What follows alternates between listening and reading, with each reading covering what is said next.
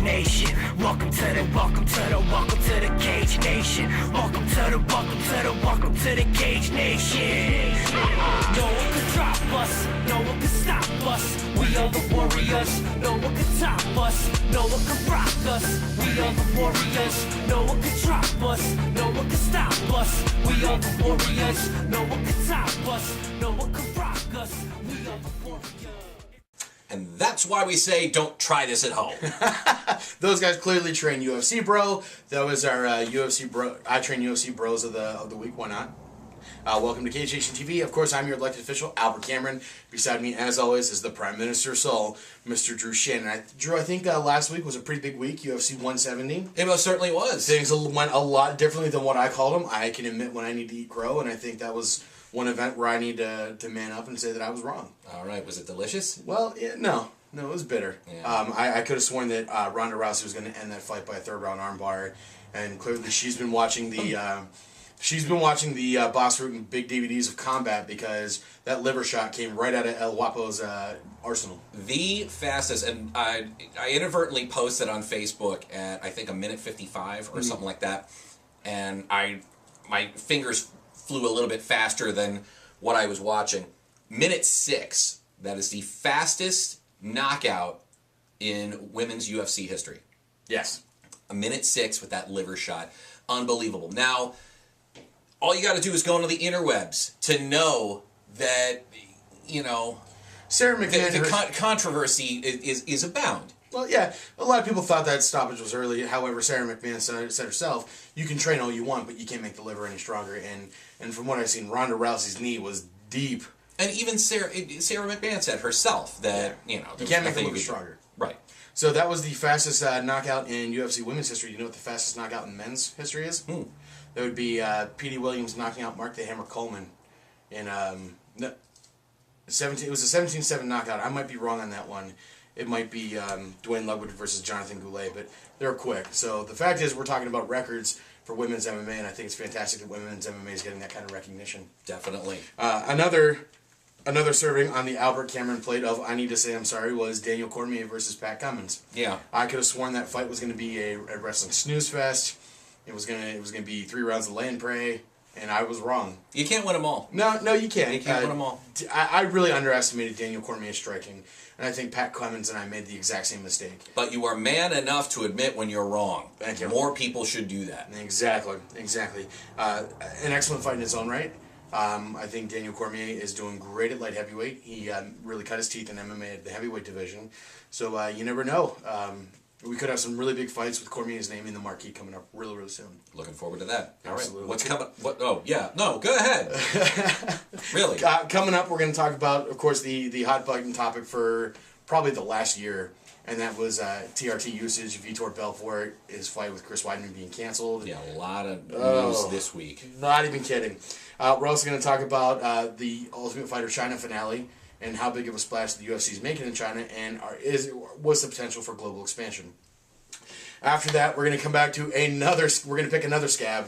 This week is a very UFC heavy kind of episode, but we're going to talk about Chris Cyborg versus Ronda Rousey. Is it going to happen? Is it not going to happen? We just don't know. Right. And then in the Cameron Underground, we got our really good friend Billy Ward taking on Lucas Sills from Genesis Fighting Championships. We got a huge episode of Cage Nation TV planned. All of that coming up next. Stick around. You're watching Cage Nation TV on YouTube.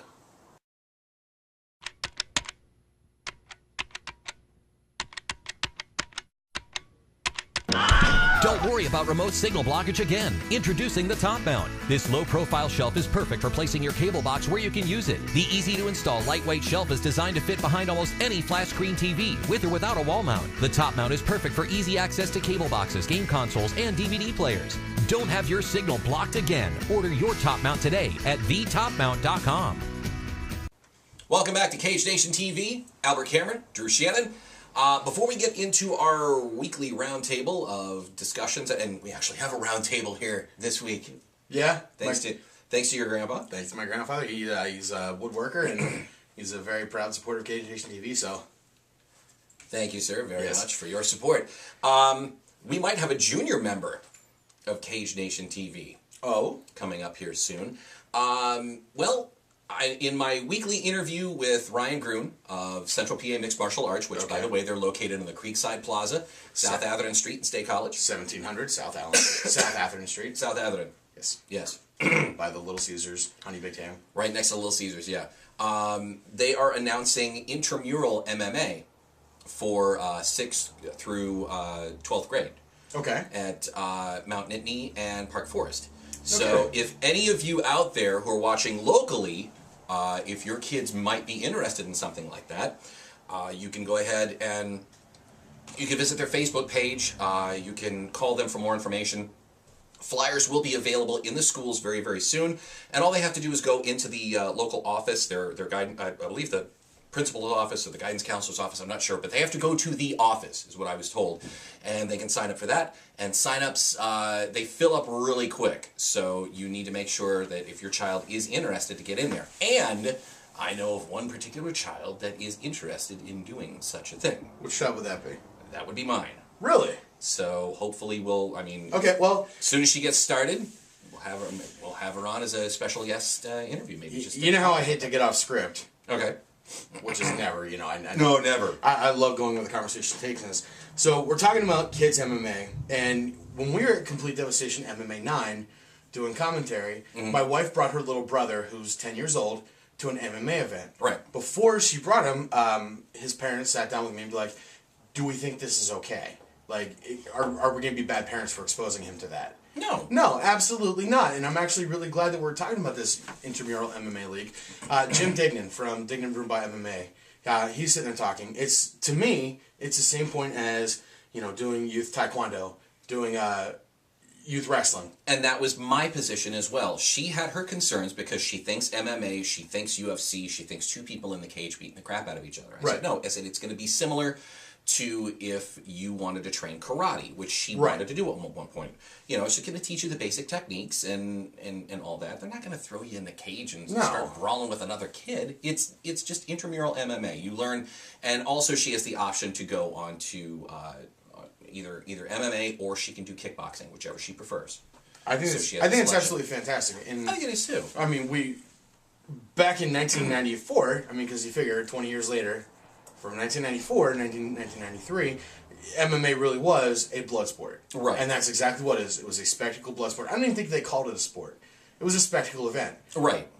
Drew knows how to throw a fist. I know how to throw kicks. We're going to throw him and I in the cage, and then we're going to see what happens. It was akin to professional wrestling, only they're like, oh, this stuff's real, though. They really get their asses kicked, and it's nasty. I think I am more akin to the Tough Man contest. Okay.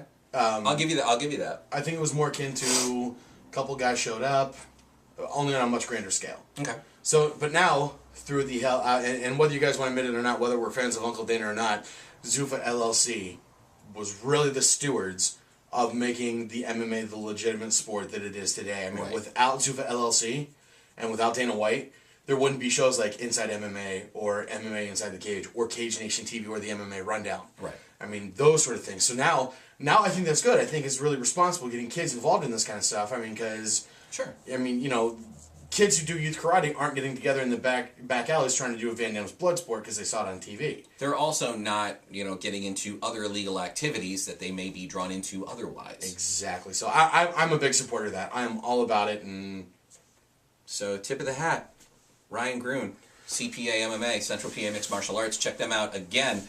They are in the Creekside Plaza, South Atherton Street, State College, right next to Little Caesars, where I believe when they first opened up, I hear tell that they had a pizza eating competition, who could eat the most slices, and I think Ryan was top of the list, if not the winner, if I recall.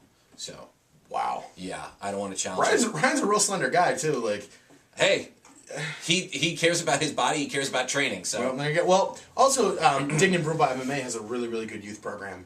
I believe Team AMS out of Pittsburgh, they have a really good youth program. So, I mean, this all just makes sense. Exactly. It really does. I mean, we're getting kids involved in sports. And even with the FSI Heroes at Complete Devastation MMA 9, before that demonstration beforehand, we're getting a bunch of kids together. We're teaching them wellness concepts. Sure. We're teaching them good positive image and good self-esteem. I am all about that. So, kudos to all of you guys.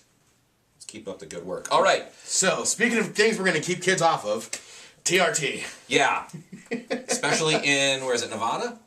Nevada and Brazil. Nevada and Brazil. So it Yes, comes 'cause I planned on traveling there and using TRT. and using TRT. Yeah. I guess I'm not going to be doing either. So the news breaks early this week that Nevada put dropped the guillotine on TRT usage. Put the kibosh on it. Yeah, there is no TRT used in Nevada whatsoever. I believe New Jersey's reviewing it right now, and then Brazil gave the KO to TRT usage as well. So Vitor Belfort was granted a TRT exemption for his title fight with Chris Weidman. So the way it appeared is TRT was banned. Vitor's out of the fight. It gave the appearance like Vitor dropped out of the fight because he couldn't use TRT. Right. Okay. I guess news is coming out now recently that the UFC actually pulled the fight because they knew that Vitor Belfort was going to test hot. He was going to have a real positive drug Which test. is, it's a wise decision on their part. Oh yeah, I mean it's like They knew it was going to happen. I mean it's like you're in Colorado spending the weekend. I think you all know what's legal there now. No, I have no idea what you're talking about. Pixie sticks. You're allowed to do pixie sticks in Colorado now. And then going to Nevada and trying to fight. You're going to get dinged for that test. Right. It's exactly when it happens. So why put yourself in that position? So I agree with the UFC on that one if they indeed pull the fight. My contention is still the practice of TRT. I don't like it. Okay. And I think we've talked about this before. The body has a natural replenishment and depletion of TRT or testosterone based on natural factors. Okay. Using testosterone replacement therapy to try to prolong a career is not doing your body any good, in my opinion. All right, what about Bigfoot? That being an exemption. Okay. Okay, now, So you are willing to admit that there are exemptions to the rule? I would admit that Bigfoot deserved the exemption for basic life skills. Okay. If the body is in such a way that you can't maintain a natural testosterone, I don't know if you're in the shape to compete. Right. I mean, I think Bigfoot's a great heavyweight competitor. I think he's going to go down in the history of top 10 all-time grades. But if he needs that therapy for just natural life function, absolutely, let's get it to him. The man was going to be and I'm not making He was a going to joke be here. lactating. He was going to be lactating. He was going to be producing breast milk, for God's sake. If Right. he didn't have this. So, yeah, it is. I think it is necessary for the individuals that need it. Now, if, they're taking it just to get that edge and, Right, and I think then no, obviously, you shouldn't be doing it. I think that's always going to be the contention we have. Gotta remove this. I feel like the Mr. Rogers portion of the program where I have to remove the cardigan and, put on my inside sneakers, but it's a little humid here in the Cage Nation TV studios, which isn't too bad because it's like about 20 below outside. Yeah, So, yeah. Moving on. Okay, so Chael Sonnen, who has never shy about sharing his opinion, he said, Right. guys, let's get over it. Testosterone's gone. So you think about all the guys who are using TRT. Of course, Bigfoot Silva's using TRT. Dan Henderson, I think, is a TRT user. And then, of course, Vitor Belfort. I think with the TRT bans, I think the dynamics of our weight classes are going to change a lot. Because guys who were depending on TRT for competitive edge, I wouldn't say competitive edge, but it was part of their training regimen was the TRT usage. Okay. I think we're going to see a little bit of a shift in who's next for a title shot because Vitor Belfort's now out of the fight. Lyoto Machida's right in. Right. And of course, Belfort is going to be going after the winner of that fight. Right. There's no doubt about that. right, but even putting Machida into the fight, it changes the title picture completely. Because if he gets through Belfort, the pecking order is now a lot different. Right. There's guys who are in line for title shots if Vitor Belfort wins, but now there's a whole different set of guys who are now in line for shots if Lyoto Machida wins. It's the same thing for light heavyweight and for heavyweight, of course, even with Bigfoot Silva. So I think TRT being removed is really gonna shake things up, and I don't think any of us are gonna be able to predict how. Well, it's going to be, time will tell over the course of the next few, would you say weeks, maybe months? I think it's gonna be like a mid-range kind of thing. Because it just seemed like on the heels of Nevada, rendering their decision, boom, Brazil was like, yeah, guess what, it's Right. out. Okay, now New Jersey's contemplating it. They're looking. New Jersey's at it, so- contemplating, and then anything Nevada's doing, Pennsylvania's watching very, very closely. Oh, I'm sure Greg Serb's checking that out, making sure that all the everything's on the up and up. So No, I don't think that affects any of our promotions that we're involved with, because I can't imagine any of those guys are using TRT. Right. But I think if the UFC were to come back to Pittsburgh, come back to Philly or go to Pittsburgh, I think there now Greg's gonna great example, a little more of an issue than Right. the guys who are fighting here locally. And of course, the guys in Bellator that do fight, they do their Pennsylvania shows and stuff. Like Right, that, so. right. Like they're out of Reading and Bethlehem area. I think that's where the Pennsylvania State Athletic Commission is going to have a lot more of their heartache. Right, but that's hasn't been initiated yet. But It's keep coming. your- We just don't know how big it's going to be. yeah, just stay tuned because it's coming. Yeah. All right, we can move on to the next. Let's do it. UFC's hitting a home run in China, and no, we don't mean the UFC started a baseball team and taking on the Chinese athletes. We mean that they're making an impact. Absolutely. The Ultimate Fighter China finale was recently, and the Stun Gun recently got a vicious elbow win, elbowed his way to a knockout win over John Hathaway. And that card was absolutely massive. That elbow knockout was so immense that now we're talking about getting the Stun Gun a title shot against Johnny Hendricks, or his next fight will be against Hendricks, getting into the title picture. Impressive. That's pretty big for just one finish, getting you all the way into a title shot. Oh, exactly. Normally, guys got to wait. No, I mean, they've got to wait quite some time before that ever happens. Absolutely. I mean, you got to pay your dues. Yeah, I mean, exactly. could one knockout finish really be paying your dues? Well, I present you, Drew, the case of Horcher versus Shepard. Exactly. We keep going back to that, but I mean, everything in the Cage Nation always reverts back to Horcher versus Shepard and the knockout heard around Altoona. well, okay, let's talk about how that happened. Shepard had 4 fights for the Pennsylvania Fighting Championship. Right.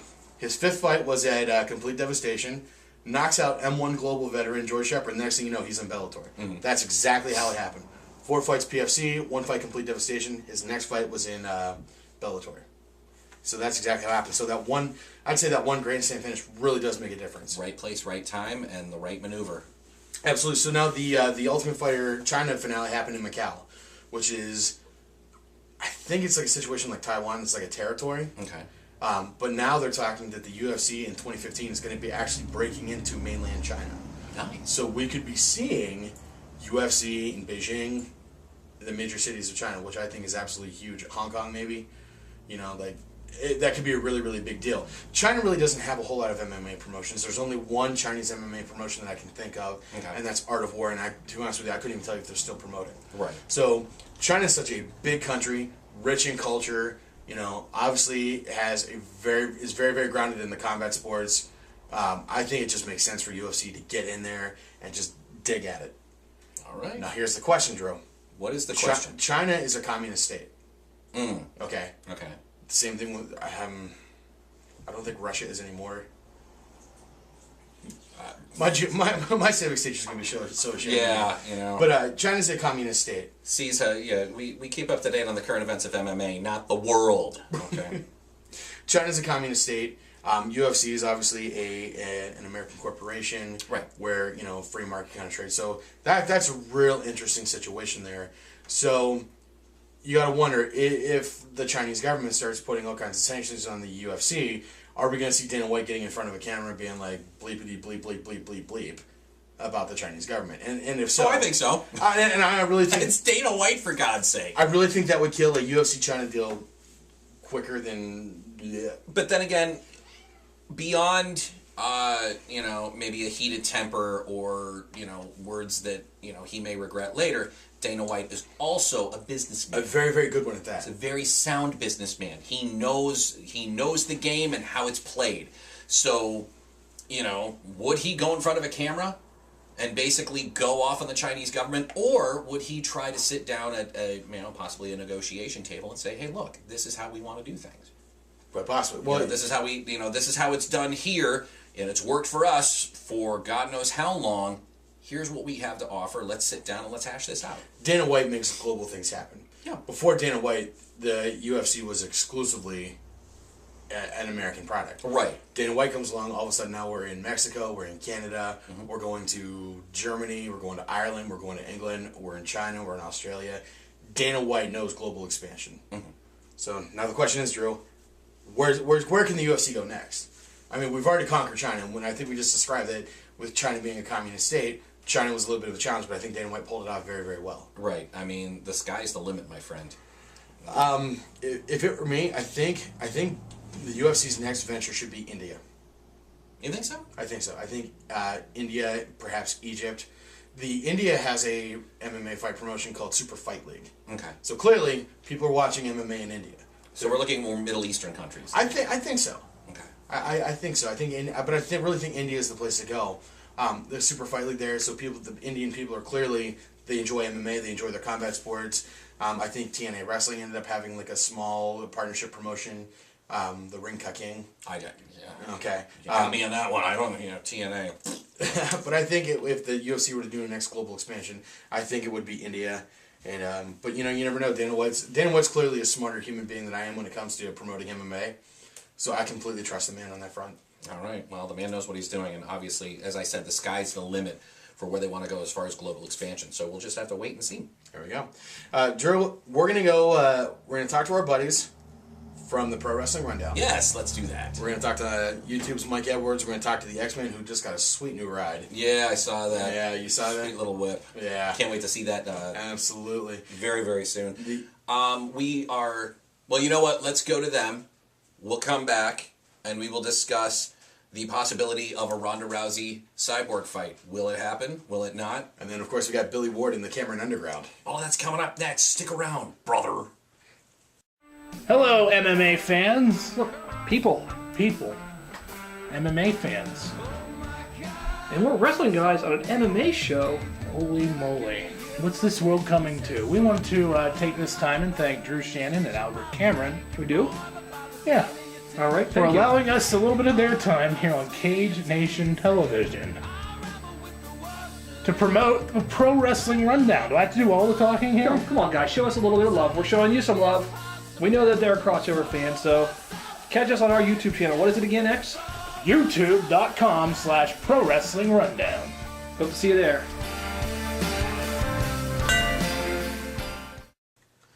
All right, welcome back to Cage Nation TV. And on a related note, with the Pro Wrestling Rundown, there has been a little rumbling, if you will. Scuttlebutt. Let's just say a discussion between us and the Pro Wrestling Rundown of doing a roundtable discussion prior to and following the big WrestleMania 30 card in New Orleans. Now, we're not going to be in New Orleans.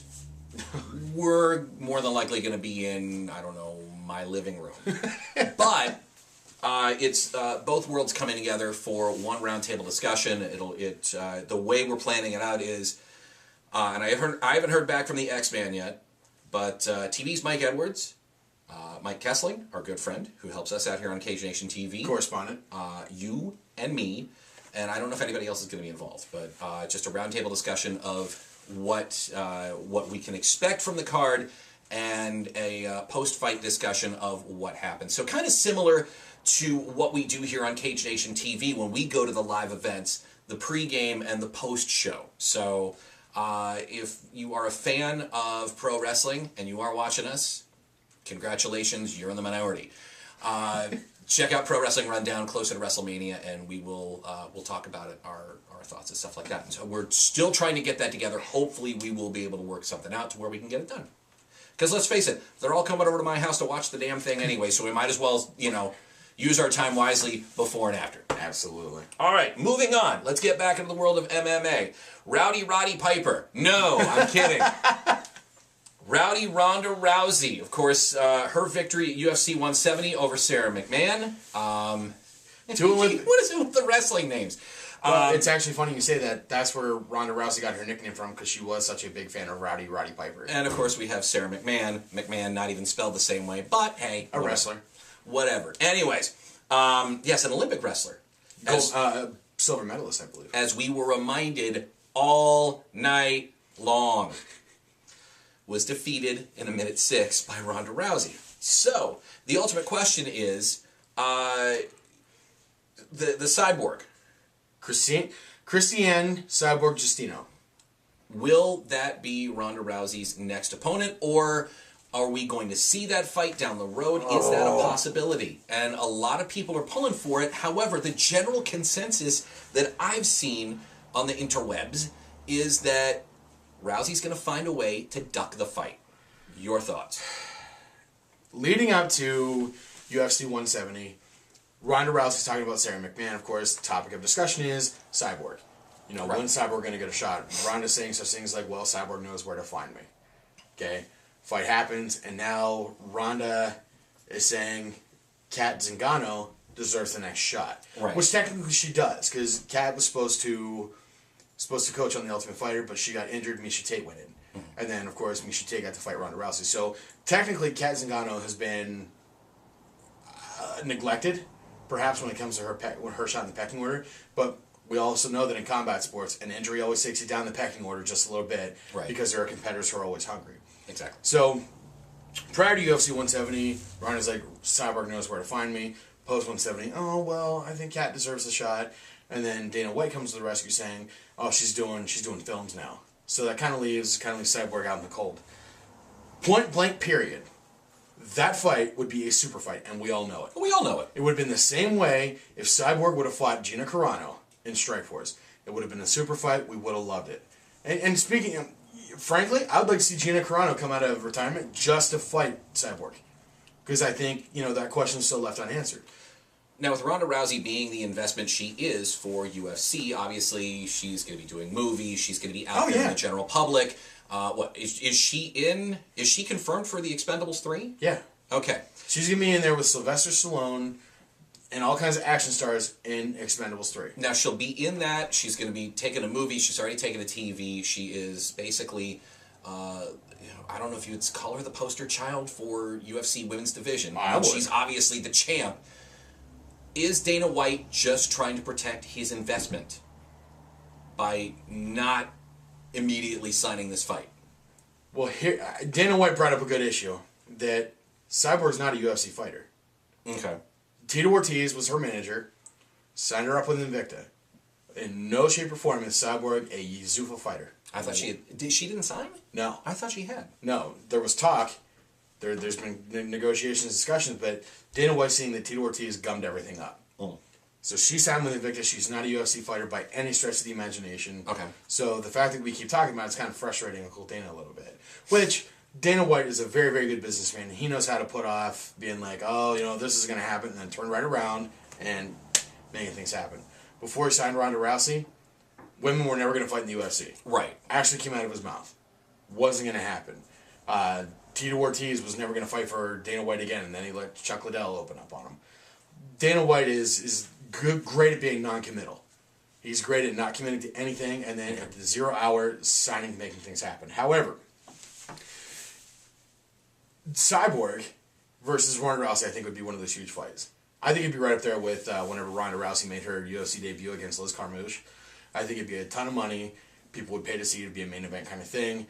However, I think now we're just kind of jockeying for position to see who can get the better end of the deal. Heaven only knows. No. Cyborg has agreed to fight 135. That's always been the contention. Sure. She said, I would die if I tried to drop down to 135.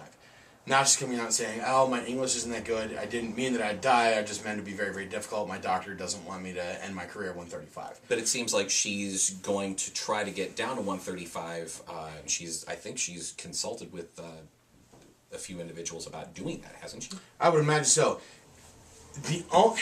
In Albert Cameron's opinion, the only reason she would need to go to 135 would be as she's trying to take Ronda Rousey's Bantamweight Championship. Right. If she fought Ronda at catchweight, a 140 catchweight, it wouldn't be for a title. Okay. So either Ronda's insisting she fights at 35, or Cyborg wants to take the gold off of her, which is, great either way.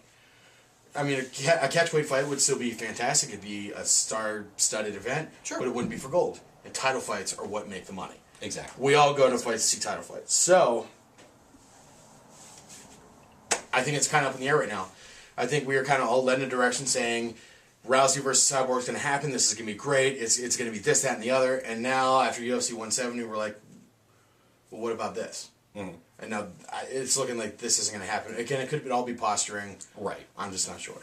Well, let's just have to monitor the situation, and we will, keep you posted as we get details, and I'm sure you guys will keep us posted if you get details prior to us. You can always look us up on Facebook, shoot us an email, and all that sorts of great stuff, and we'll tell you how to do that at the end of the show. All right, moving on now. Let's get into the Cameron Underground. What do you got lined up for us this week? The other week we had Billy Ward versus Ryan Blunt on where Billy Ward won by rear naked choke. Right. And it got me thinking, like, we've seen a lot of great Billy Ward fights here in Pennsylvania, but he's done some great stuff outside of the Keystone State. And I found his fight. He fought Lucas Sills at the Genesis Fighting Championships, and it was an absolute great fight. Billy the Psycho Ward, was in rare form. So, when I found that fight, I'm like, you know what? We got to put that on the Cameron Underground. You didn't know his nickname was Psycho till now, did you? I did not. That's awesome. Yeah. I figure you being the ring announcer calling down to the cage 3 times now. I don't think he's ever told me his nickname. No. Billy the Psycho Ward. Billy the Psycho Ward. Nice. Yeah, exactly. So, Billy the Psycho Ward versus Lucas Sill right here on the Cameron Underground.